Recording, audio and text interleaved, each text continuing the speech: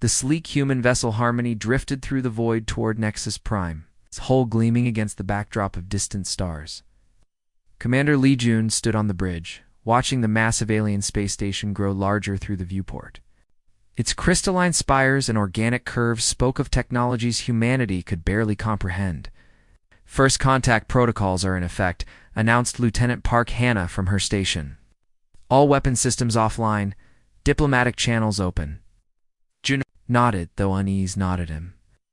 3 months had passed since the Galactic Confederation had detected Earth's first FTL signature. Their response had been swift, a formal invitation to join their peaceful alliance of 47 species. The docking bay doors opened with fluid grace, revealing a reception committee of various alien forms. At their head stood a tall, ethereal being with silver skin and forearms, Chancellor Moran of the Zephyrian delegation. "Welcome, humans of Earth." Moran's voice resonated through the translation device. "We have long awaited your arrival in the galactic community." The formal ceremony took place in a grand hall that seemed to shift and flow like liquid light. Jun sat beside Ambassador Kim Dae, Earth's chief diplomat, as Moran presented the treaty terms with practiced eloquence. "The Protection Accord has brought peace to our galaxy for over 3,000 years, Moran explained, his four hands moving. In smooth gestures, "By giving up your weapons of war and accepting our guidance, humanity will join a community free from conflict." The terms sounded good at first. The aliens offered new technology, trade deals, and cultural exchange. But as Jun read deeper into the document, his stomach turned cold. The treaty required complete military surrender. Alien leaders would watch over human governments. Earth would give 30% of everything it made to the Confederation. Species resist these terms at first, Miran continued, noticing their worried faces. But in time, they understand that individual strength leads only to pain. Unity through submission brings lasting peace. Kim Dae shifted uncomfortably in his seat. "Chancellor, these terms seem quite demanding. Perhaps we could discuss some adjustments?" Miran's expression remained pleasant, but something flickered in his large eyes. "The terms are standard for all new members. They have worked for millennia. Trust in our wisdom." During the tour of the station, Jun noticed things that bothered him. Alien delegates from different species seemed nervous. When he tried to talk to a representative from the Talarian species, the creature's eyes darted around fearfully before giving short, careful answers. "Our homeworld is peaceful now," the Talarian said in broken standard. "Very peaceful. No problems." Later, in the dining hall, Jun sat near a group of Velthan delegates. These bird-like beings had once been known as great explorers and warriors, according to Earth's files. Now they sat quietly, picking at their food, speaking in whispers. When one of them noticed Jun watching, they quickly looked away. Dr. Choi Min, the mission's alien expert, leaned close to Jun. "Something is wrong here. These species don't act like equal partners. They act like prisoners." That evening, the human team gathered in their assigned quarters. The room was beautiful, but felt watched. Kim Dae activated a small device that would block listening equipment. "This isn't a treaty," he said quietly. "It's a surrender document. They want us to give up everything that makes us human. Did you see how the other species acted?" Dr. Choi added. "They're scared. The Velthans used to be proud warriors. Now they won't even look us in the eye." Jun stared out at the stars through the transparent wall. "We need more time to study this. Earth's future depends on making the right choice." The next morning, they met with Chancellor Moran again.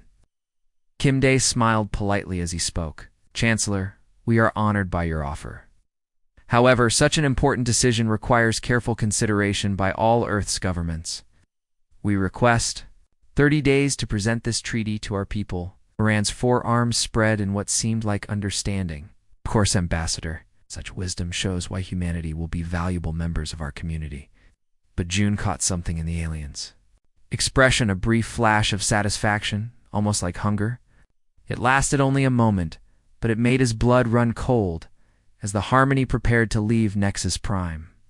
Jun watched the massive station shrink in the distance. The other crew members worked quietly, but he could feel their tension. Knew something was terribly wrong. Sir Parkana said softly. Long-range sensors are detecting massive energy signatures from several nearby systems. Those areas were marked as empty space on the Confederation charts. June's jaw tightened. Log everything. We're going to need proof of what we've seen here. As they entered hyperspace for the journey home, Kimday activated the ship's secure communication system. His message to Earth Command was brief but urgent. First contact complete. Recommend immediate activation of emergency protocols. The Confederation is not what they claim to be. Humanity must prepare for the worst. The Harmony raced through the void toward Earth, carrying news that would change everything. Behind them, Nexus Prime glowed in the darkness, and Chancellor Moran stood in his chamber watching the human ship disappear. His expression was no longer welcoming. Prepare the fleet, he told his aide. The humans will refuse our generous offer. They always do. And when they do, we will show them what happens to those who reject galactic peace. Ow. 6 weeks later, Captain Osung piloted the stealth corvette Shadow's Edge through the Kepler 442 system. The ship's experimental cloaking technology, a breakthrough achieved just months before first contact rendered them invisible to conventional sensors. Passive scans are picking up massive energy signatures from the third planet, reported Sergeant Namhai from the sensor station. This is supposed to be an uninhabited system according to Confederation charts. Osun frowned. Intelligence suggested the Confederation had been less than truthful about many things. Take us in closer. Full stealth protocols. What they found orbiting the planet defied the Confederation's claims of peace. Massive orbital shipyards churned out warships of unknown design. The planet's surface was scarred with mining operations that had stripped entire continents bare. Captain, whispered Lieutenant Yunbo from the communications array. I'm picking up transmissions. The language. It's not in any Confederation database. I think it's from a species that's supposed to be extinct. The breakthrough came when they intercepted a data burst between two Confederation vessels. Dr. Kong Su, Len linguistics expert, worked for hours to decode the transmission. It's a progress report, she announced, her face pale. They're discussing Processing Facility 7 and Subject Species 23. Captain, I think we're looking at a slave operation. Osum felt sick as he looked at the data. The planet below was not uninhabited. It was a prison world where captured species worked until they died. The beautiful shipyards in orbit were built with slave labor, producing weapons for the Confederation's peaceful fleet. Get us closer to those transmission sources, he ordered. We need to know what's really happening down there. As the Shadow's Edge drifted silently through the system, more horrible truths came to light. The mining operations were stripping the planet of every valuable resource. Entire cities had been built underground, where captured aliens worked in terrible conditions. The shipyards above produced not just warships, but also prison transports and surveillance equipment. I'm detecting life signs, Namhai reported quietly. Millions of them. Different species, all concentrated in industrial zones. Dr. Kong Su looked up from her translation work, tears in her eyes. I've decoded more transmissions. They're talking about productivity quotas and disposal of inefficient units. Captain, they're working these people to death.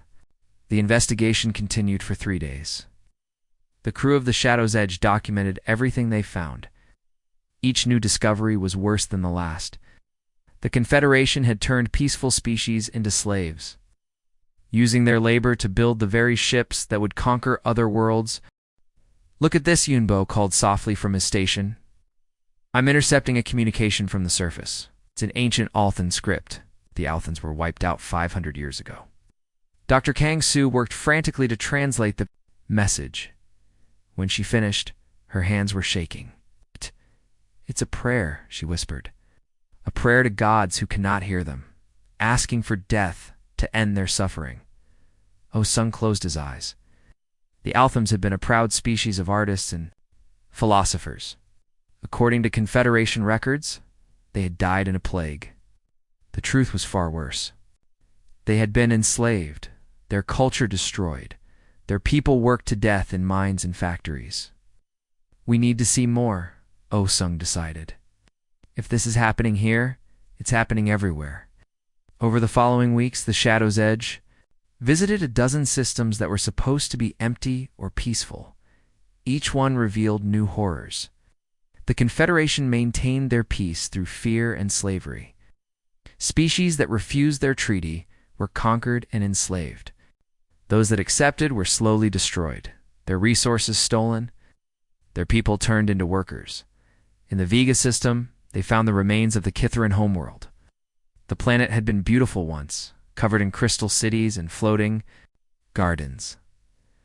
Now it was a wasteland of strip mines and processing plants. The Kytherans, who had once been master engineers, now worked as slaves to build Confederation technology.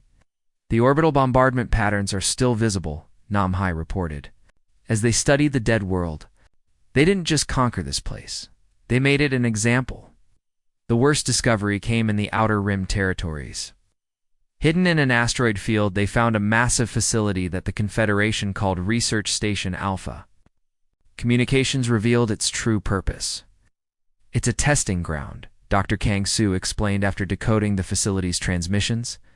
They're experimenting on captured species. Biological weapons, mind control, genetic modifications. They're trying to create better slaves.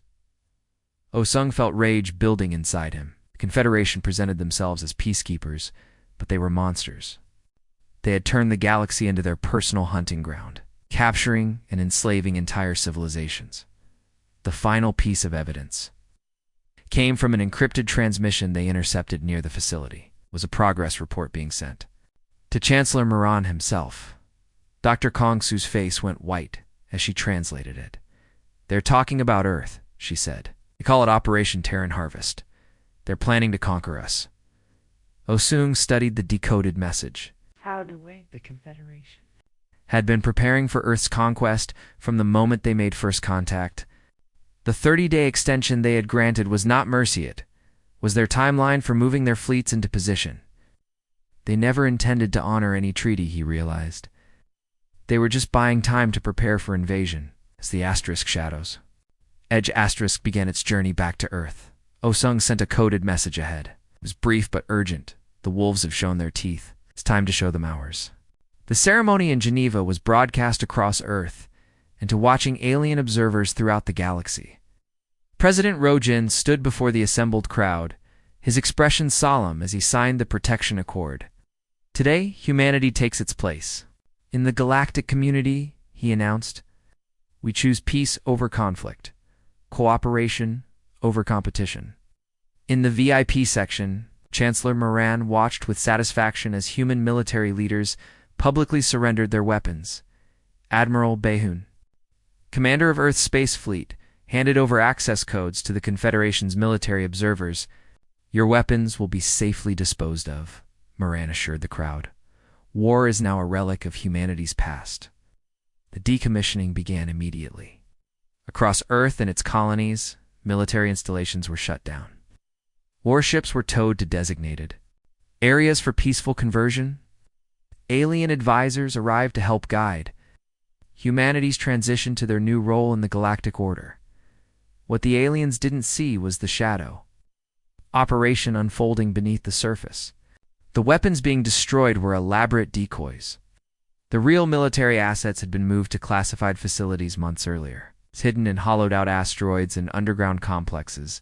In a bunker beneath the Swiss Alps, General Seot coordinated the greatest deception in human history. The command center buzzed with activity as thousands of personnel worked to maintain the facade while preparing for war.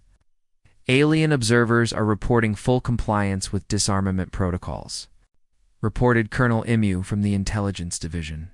"They believe we're defenseless." Good Seot replied, studying the holographic displays showing hidden fleet positions. "How's the reverse engineering progressing?" Dr. Ankyung looked up from her workstation where alien technology pieces were scattered across multiple tables. "We've made major breakthroughs. Their tech is advanced, but it's built by people who haven't faced real enemies in thousands of years. There are weak points we can use. The deception required perfect acting from thousands of people. On the surface, humans played their roles as defeated citizens, accepting alien rule. Military personnel pretended to be farmers and factory workers.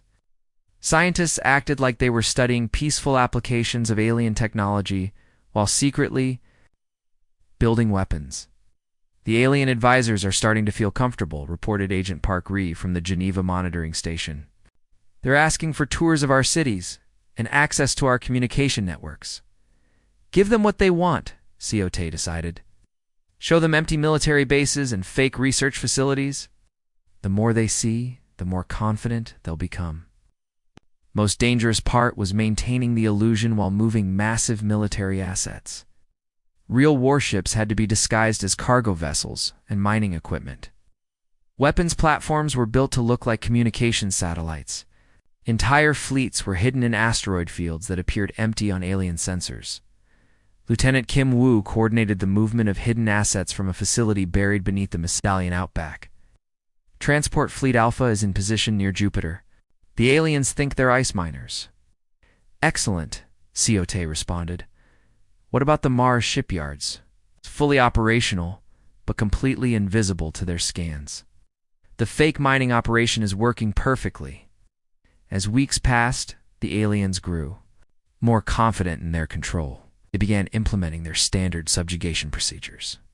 Cultural education centers were established in major cities, really just places to brainwash humans into accepting alien rule. Human children were encouraged to learn alien languages and adopt alien customs. Chancellor Moran toured Earth's major cities, giving speeches about the benefits of galactic civilization. He praised humanity's rapid acceptance of their new role and spoke of the bright future ahead. Your species shows great wisdom, he told crowds in London. Unlike others who resisted change, you have embraced peace. But behind the scenes, human resistance was growing stronger every day. The fake compliance allowed Earth's military to study alien technology and tactics. Every alien advisor was secretly monitored. Every alien ship was scanned and analyzed. Their communication frequencies are completely mapped, reported Dr. Kang Su from the Intelligence Division. We can intercept and decode all their transmissions. The breakthrough came when human scientists successfully reverse-engineered alien shield technology. Not only could they build their own shields, but they had discovered how to penetrate alien defenses. Their shields are designed to stop conventional weapons, Dr. On Kyung explained during a briefing. But our hybrid technology can punch right through them. The aliens remained completely unaware of the massive military buildup happening around them. They saw only what humans wanted them to see: a peaceful planet slowly adapting to galactic rule. The advisors are requesting access to our space monitoring systems, Colonel Im, you reported. They want to help us upgrade our satellite network. Ciote smiled coldly. Show them our old satellites. They'll never suspect the real ones are armed and ready. As months passed, the deception became more elaborate. Entire cities were built as stage sets, populated by actors playing the roles of compliant citizens. The aliens were given tours of fake facilities while the real military infrastructure remained hidden. They're beginning to discuss permanent settlement, Agent Parkrey reported. They want to establish breeding programs and genetic research facilities? Ciote's expression hardened. Let them make their plans. Soon they'll discover that humanity doesn't breed in captivity. The final test came when alien inspectors arrived to verify complete disarmament. They were shown empty military bases, decommissioned weapons, and peaceful research facilities. They left satisfied that humanity posed no threat. Inspection complete, the alien commander reported to Chancellor Moran. The humans are fully compliant. They possess no military capabilities. In his underground command center, General Ciote watched the alien ships depart Earth's orbit. Around him, thousands of hidden military personnel prepared for the next phase of their operation. Phase 1 complete, he announced. The aliens believe we're helpless. It's time to show them how wrong they are. The discovery came by accident. A routine inspection of the Luna mining facility led a Confederation patrol to what appeared to be a hidden weapons cache. The facility was actually a decoy, but the aliens saw it as proof of human deception. Chancellor Moran's image appeared. On screens across Earth, his forearms spread in a gesture of disappointed authority. Humanity has violated the protection accord, he announced. We've discovered hidden military installations, proving that your species remains committed to the path of war. The ultimatum was swift and brutal: complete surrender within 48 hours, or face the same fate as other rebellious species. To emphasize their point, Confederation released footage of the orbital bombardment of the former Althan homeworld of Baron, glassed wasteland where billions had once lived. You have seen what happens to those who defy galactic peace? Miran's voice carried across human space. Choose wisely. The response from Earth's government was exactly what the aliens expected. President Rojin appeared on global broadcasts, his face a mask of defeat and resignation. The Confederation's power is beyond our ability to resist, he announced. For the survival of our species, we must submit to their will. But in the hidden command centers buried deep beneath Earth's surface, a very different reaction was taking place. General Ciote watched the alien ultimatum with cold satisfaction. Everything was going according to plan. They took the bait, he told his assembled staff. The decoy facility worked perfectly. They found exactly what we wanted them to find. Fake weapons cache on Luna had been carefully designed to look like a desperate attempt to hide military assets. In reality, it contained obsolete equipment that would make the aliens overconfident. The real weapons were still hidden in locations the Confederation would never think to search. Sir, reported Colonel MU, our agents are confirming massive fleet movement throughout Confederation space. They're gathering everything they have for what they think will be the final assault. Excellent, Ciote replied. How many ships are they bringing? Over 2,000 vessels from 47 different species. It's the largest armada in galactic history. The general smiled grimly. Good, we want them all in one place when we spring the trap. Across Earth, the alien observers reported that human resistance had completely collapsed. They watched as humans appeared to panic and despair. Cities seemed too empty as people fled to the countryside. Military installations that had been rebuilt were hastily abandoned again. What the aliens didn't see was the massive mobilization happening in secret. The fleeing civilians were actually military personnel moving to hidden positions. The abandoned facilities were being prepared as decoys, while the real command centers remained invisible. Phase 2 is now active, Ciote announced to his commanders. All hidden assets are to maintain stealth protocols until the enemy fleet arrives. We get one chance at this. The Confederation fleet that assembled at the edge of Earth's solar system was truly massive. Warships from dozens of species formed a wall of metal and energy that stretched across space. Chancellor Moran stood on the bridge of his flagship, confident in his overwhelming advantage. The humans have no choice but to surrender, he told his officers. Are a single species facing the combined might of the galaxy. But as the alien armada approached Earth, strange things began to happen. Long-range sensors picked up energy signatures that shouldn't exist.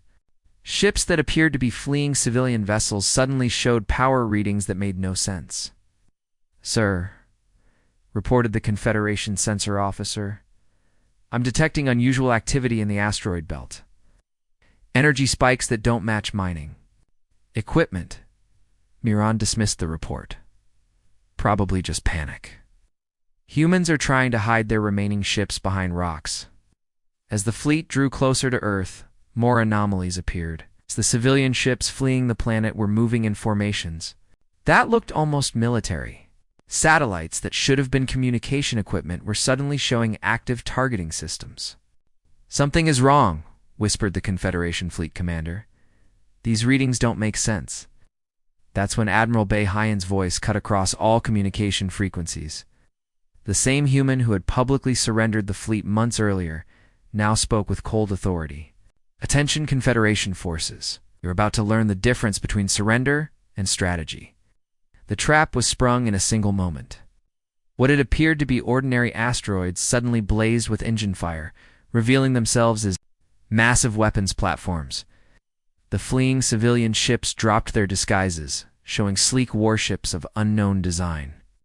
Hidden bases throughout the solar system came online, their weapons charging. Impossible, breathed Chancellor Moran. They were disarmed. We watched them surrender their weapons. You watched us surrender our old weapons, Admiral Behind replied. You never asked about the new ones? The space around Earth erupted, in fire and light as humanity's hidden fleet revealed itself. Ships emerged from every shadow, every asteroid field, every seemingly empty patch of space. The Confederation had expected to face a few hundred desperate vessels. Instead, they found themselves surrounded by thousands of human warships. All units, weapons-free, General Esiote commanded from his bunker. Show them what happens when they threaten Earth. The battle began with a fury that shocked the alien invaders. These were not the primitive weapons they had expected. Human ships moved with deadly precision, their hybrid technology allowing them to punch through alien shields like they were made of paper. How is this possible? Moran demanded as his flagship shuddered under human fire. Where did they get this technology? The answer came from Admiral Behian's final transmission. We learned from the best teachers in the galaxy. The battle for Earth lasted 6 hours. The Confederation fleet, accustomed to easy victories against demoralized opponents, found themselves facing an enemy that fought with calculated fury.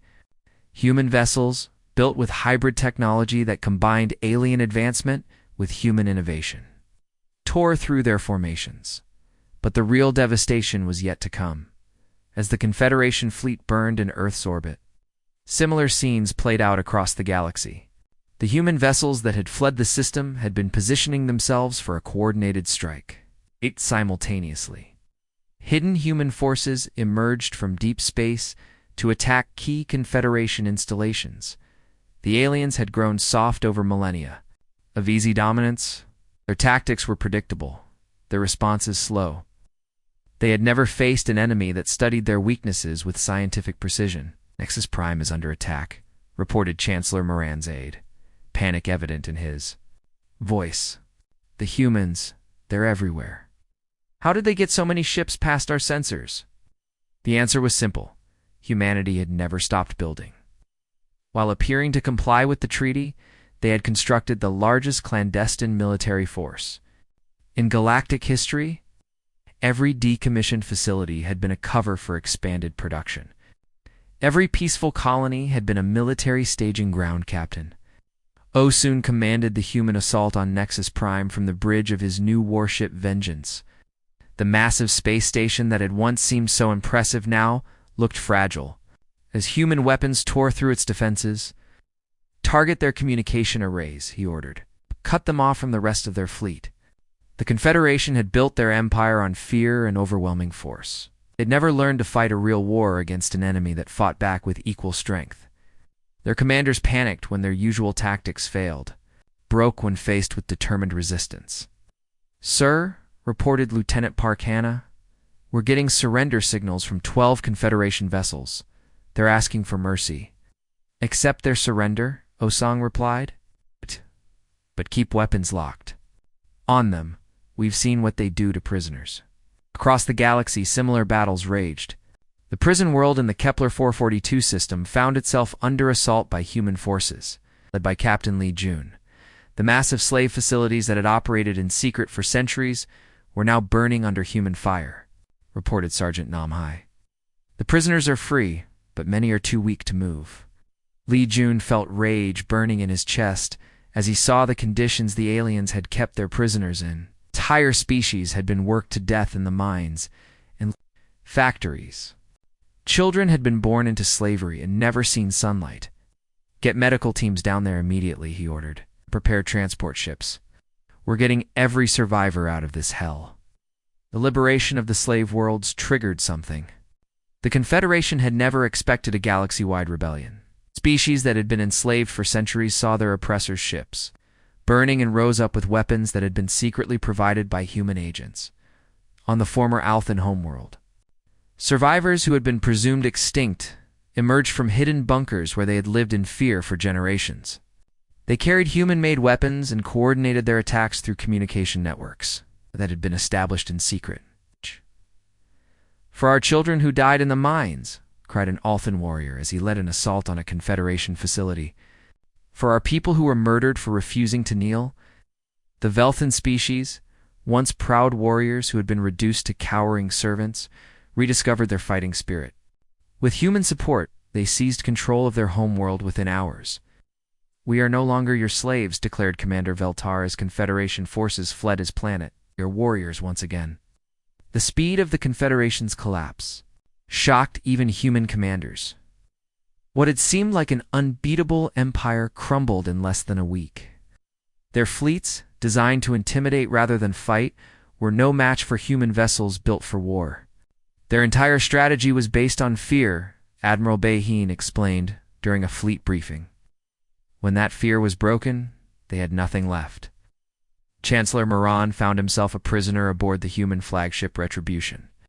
The proud alien leader who had once spoken of galactic peace now sat in a detention cell. His forearms trembling with defeat, General Sute stood outside the energy barrier, studying the defeated alien. "Your empire is finished," he said calmly. "Your fleets are destroyed or surrendered. Your slave worlds are free." "I don't understand," Miran said, his voice barely a whisper. "We offered you peace. We offered you a place in our community. Did you choose war?" "You offered us slavery disguised as peace," Ciote replied.